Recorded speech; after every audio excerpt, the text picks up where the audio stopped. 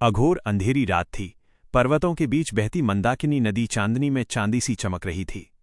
हवा शांत थी, जैसे स्वयं प्रकृति भी किसी गहरे अशांत संकेत की प्रतीक्षा कर रही हो। कैलाश पर्वत की चोटी पर मौन पसरा था, पर उस मौन के भीतर एक कंपन छिपा था, एक ऐसा कंपन जो देवताओं के भीतर भी कंपी भर दे। उस रात जगत में कुछ होने वाला था, कुछ अकल्पनीय, कुछ ऐसा जो पूरे ब्रह्मांड की गति को बदल देने वाला था। सृष्टि के सभी लोकों में हलचल थी। देवलोक के सिंहासनों पर बैठे देवगण बेचैन थे, दानवलोक की गुफाओं में असुरों की धड़कनें तेज थीं, और मृत्युलोक में यमराज तक अपनी आंखों में असामान्य चमक लिए घूम रहे थे। कारण किसी को पता नहीं था, पर सभी अपने अस्तित्व में एक नाद सुन रहे थे। वो नाद धीरे धीरे बढ़ता जा रहा था, जैसे कहीं से बुलावा आ रहा हो। उस समय कैलाश की चोटी पर हिमालय के सफेद वस्त्रों में लिपटे भगवान शिव ध्यान में बैठे थे। उनकी जटाएं बर्फीली हवा में हल्के हल्के लहरा रही थीं, तीसरा नेत्र बंद था और उनके चारों ओर ऊर्जा का अदृश्य भंवर घूम रहा था। ठीक उसी क्षण प्रकृति के सूक्ष्म तंतुओं में एक तीखी गूंज फैलने लगी। ब्रह्मांड का संतुलन डगमगा रहा था। कहानी शुरू होती है तब जब एकाएक ब्रह्मांड के किसी कोने में अधर्म की मात्रा असहनीय रूप से बढ़ गई। कई लोकों में युद्ध, छल, लोभ और हत्या की घटनाएं अचानक बढ़ने लगीं। ऋषि मुनि विचलित हो उठे। सातों लोकों में आदिशक्ति का प्रवाह धीरे धीरे कमजोर पड़ने लगा। यह सब संकेत था कि समय के महासागर में एक भयंकर लहर उठ चुकी है। देवता तत्काल कैलाश पहुंचे। देवगुरु बृहस्पति ने विनम्रता से कहा, महादेव, संतुलन बिगड़ रहा है। प्रलय की आहट तक सुनाई देने लगी है। हमें डर है कि यदि अभी कोई हस्तक्षेप न हुआ तो ये ब्रह्मांड असमतोल में डूब जाएगा। शिव चुप रहे, परंतु उनके भीतर उठ रही ऊर्जा बढ़ने लगी।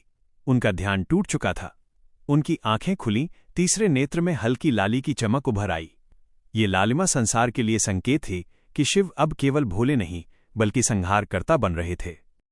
पार्वती माता ने उनसे पूछा, स्वामी, क्या संसार का भार इतना बढ़ गया है कि आपको तांडव करना पड़ेगा? शिव ने उत्तर नहीं दिया। वे उठ खड़े हुए, उनकी जटाएं कांप उठीं और धरती पर पहली बार इतनी तेज गड़गड़ाहट हुई कि हिमालय की चोटियां भी थर्रा गईं। उनके उठते ही कैलाश पर बिजली कौंधी, हवा तेज हो गई और आकाश नीला नहीं बल्कि लालिमा में बदलने लगा।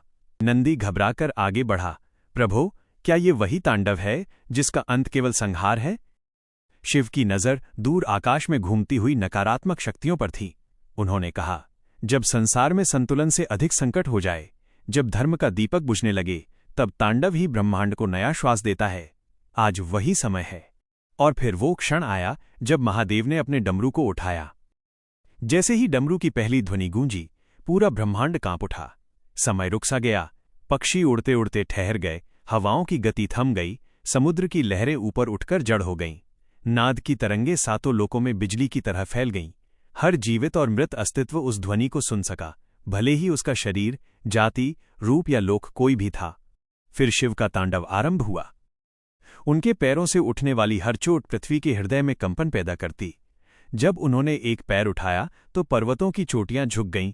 जब उन्होंने चुस्त गति से घूमना शुरू किया तो वायु देवता स्वयं पीछे हट गए।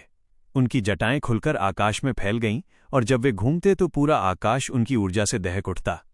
देवता विस्फार आंखों से ये दृश्य देख रहे थे। असुर भय में सांस रोककर खड़े थे। ऋषि मुनि मंत्रों का जाप करने लगे ताकि विनाश कम हो जाए। ब्रह्मांड कांप रहा था, परंतु आश्चर्य यह कि तांडव विनाश नहीं बल्कि निर्मलता ला रहा था। शिव के हर कदम के साथ कहीं अधर्म नष्ट हो रहा था, कहीं किसी असुर की शक्ति टूट रही थी और कहीं किसी दुष्ट राजा का साम्राज्य ढह रहा था। तांडव केवल नृत्य नहीं था, यह ब्रह्मांड का उपचार था। उनकी जटाओं से गिरती ऊर्जा की चमक अधर्म को जलाकर राख कर देती। उनके गले में लिपटा सर्प फुफकारता और चारों दिशाओं में विषाक्त ऊर्जा सोखकर समाप्त करता। उनके माथे का तीसरा नेत्र आधा सा खुल गया और जहां उसकी किरणें पड़ी वहां अंधकार का जनक स्वयं जल उठा। डमरू की ताल तीखी और तीव्र होती गई। ध्रिन, ध्रन, ध्र, हर आवाज के साथ समय की रेखाएं बदलती गईं। करोड़ों आत्माएं मुक्त हो गईं, करोड़ों पाप नष्ट हो गए। तांडव की ऊर्जा इतनी व्यापक थी कि कई लोकों में प्रकाश की वर्षा होने लगी। देवता तक विस्मित थे।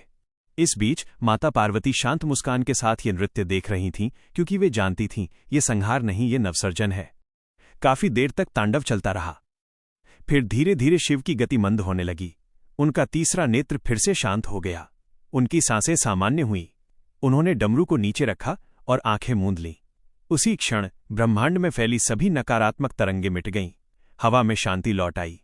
समुद्र ने फिर से अपना प्रवाह पकड़ लिया। पहाड़ स्थिर हो गए। देवताओं ने नतमस्तक होकर प्रणाम किया। देवगुरु बोले, महादेव, आपने फिर से ब्रह्मांड को संतुलन दिया। तांडव के बिना ये संभव नहीं था।